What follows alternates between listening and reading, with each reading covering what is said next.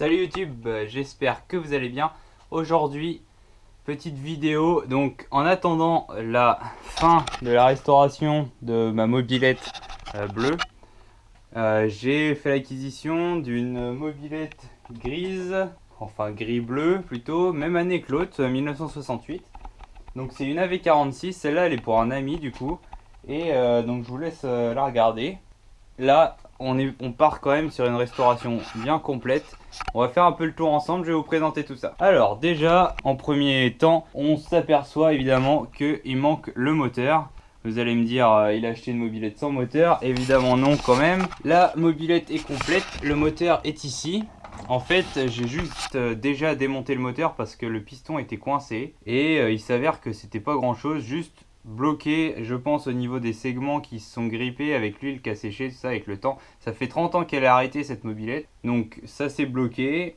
En tapant un petit peu avec un manche en bois sur le piston, il a fini par sortir. Donc évidemment, il faudra venir changer les segments, mais sinon le piston est en très bon état. Le cylindre, comme vous pouvez le voir, aucun souci aussi. Là évidemment il est très propre parce que j'ai déjà passé le haut noir pour refaire tout l'état de surface du cylindre aujourd'hui.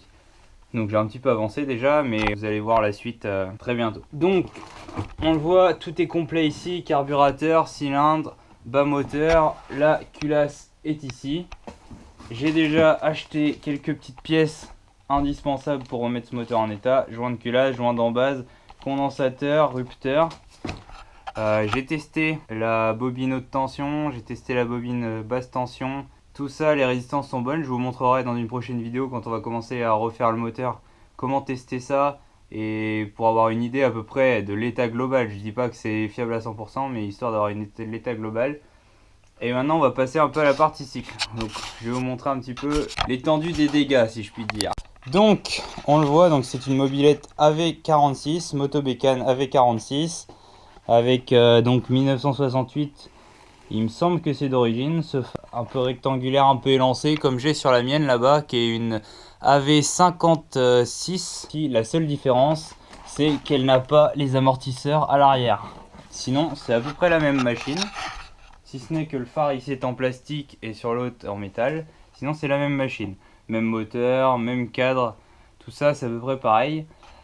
Donc on le voit quand même, le cadre est un peu attaqué. La peinture est passée. Je pense qu'on fera une peinture là-dessus. On remplacera les autocollants, tout ça je pense. À voir dans le temps. Dans un premier temps, les premières choses à refaire le plus rapidement possible quand vous faites l'acquisition d'une moto bécane pour qu'elle puisse rouler. Bon là évidemment les pneus ils sont complètement rincés, tout craqué, tout mort. Celui-là c'est encore plus frappant parce que je pense que c'est le pneu d'origine, ça qui était en flanc blanc.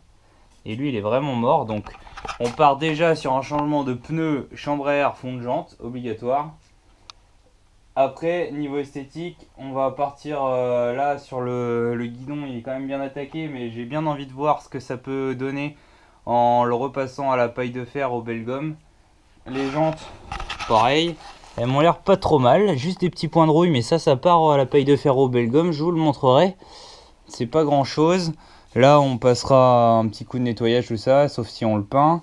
Le volant est pas mal. Là pareil, on change les cylindres blocs, donc en bas et en haut ils sont morts, ça c'était sûr. Les petites sacoches elles sont pas de première fraîcheur, mais elles sont pas trop mal. Le phare à l'arrière est pas cassé, la plaque de phare à l'avant est pas cassée non plus.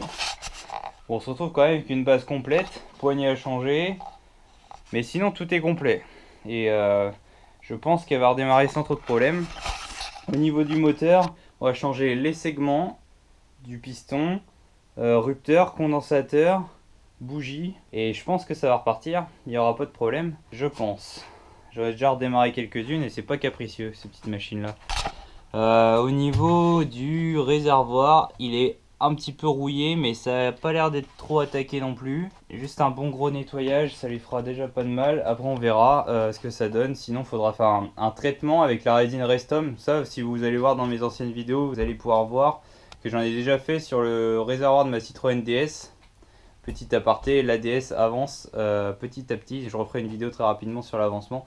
J'avais juste besoin de matériel ces derniers temps et du coup le temps de les recevoir j'ai pas pu avancer beaucoup. Bon, enfin, je vous remontrerai tout ça. Donc, le réservoir résine Restom, très bon produit, ça c'est tout le monde vous le dira, tous les gens qui connaissent vous le diront. Très bon produit pour réétanchéifier les réservoirs et avoir un état de surface nickel pour que l'essence soit toujours nickel. Sinon, c'est à peu près tout sur l'ensemble. Un beau petit projet qui s'annonce. Donc là, c'est tout pour cette petite vidéo de présentation. Donc bientôt, je vous montrerai la réfection du moteur. Enfin, en gros, on va pas tout refaire non plus à neuf, mais la remise en route du moteur pour que ça soit fiable et correct. Et après, on s'attaquera à la partie cycle. Allez, j'espère que cette petite vidéo vous aura plu. Si c'est le cas, n'hésitez pas à l'aimer et à la partager. Et sur ce, je vous dis à la prochaine. Allez, salut!